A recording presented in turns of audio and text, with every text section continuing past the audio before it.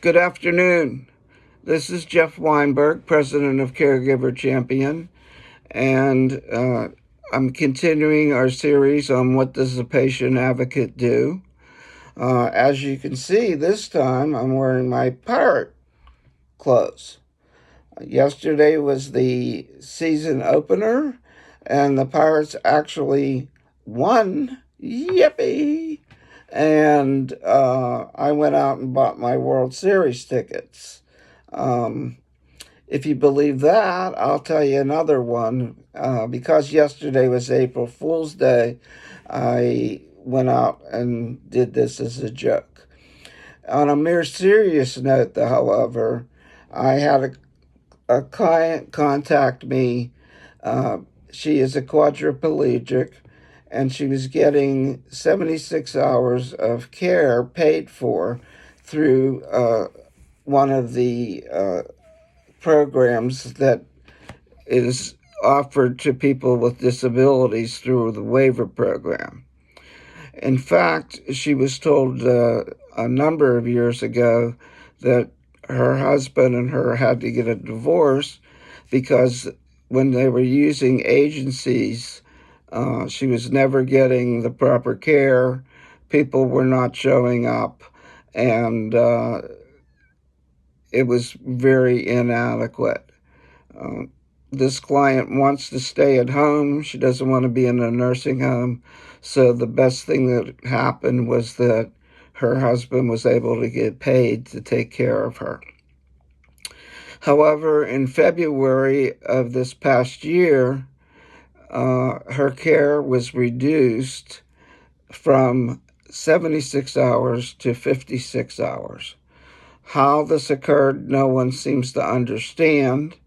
And when I was contacted by her, obviously she was extremely upset. She cried. She was very depressed because she didn't know how she would manage without getting the number of hours that she needed.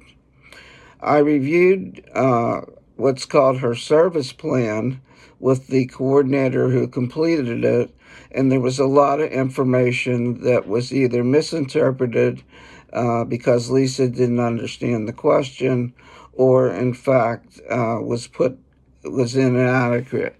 Just to show you very quickly, this is a service coordinator plan, and it is 30 pages long. And the plan goes from complete physical information to psychosocial to emotional information. The service coordinator who completed the plan also didn't understand why we were able, that she was getting her hours cut. Yesterday we had a hearing, an appeal hearing, where we explained why we felt that in fact her hours should never be cut, and if anything, she needed more hours. Both the client, the service coordinator, and myself spoke at the appeals hearing. I explained to them what my background was as a healthcare patient advocate, because in general, most people don't know what that means.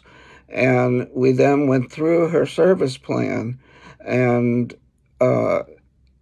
talked extensively about the areas that needed to be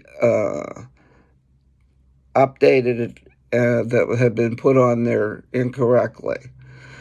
For example, there's a question about whether or not this client has problems with their vision or hearing or speech, and it was answered no. However, this client has hypotension, and her blood pressure drops 3 times a day at least, and at that point, she can't see. She's very dizzy, and her hearing is very poor. Well, we completed this for 1 hour yesterday, and I feel confident that we will be able to when so that she can get her hours back. So this is an example of what we have done in helping people appeal not only these kinds of service plans, but also when health insurance has denied coverage, and other insurance programs when they are denying coverage as well. If you have any questions, feel free to contact me through my website. And thank you very much, and enjoy the day.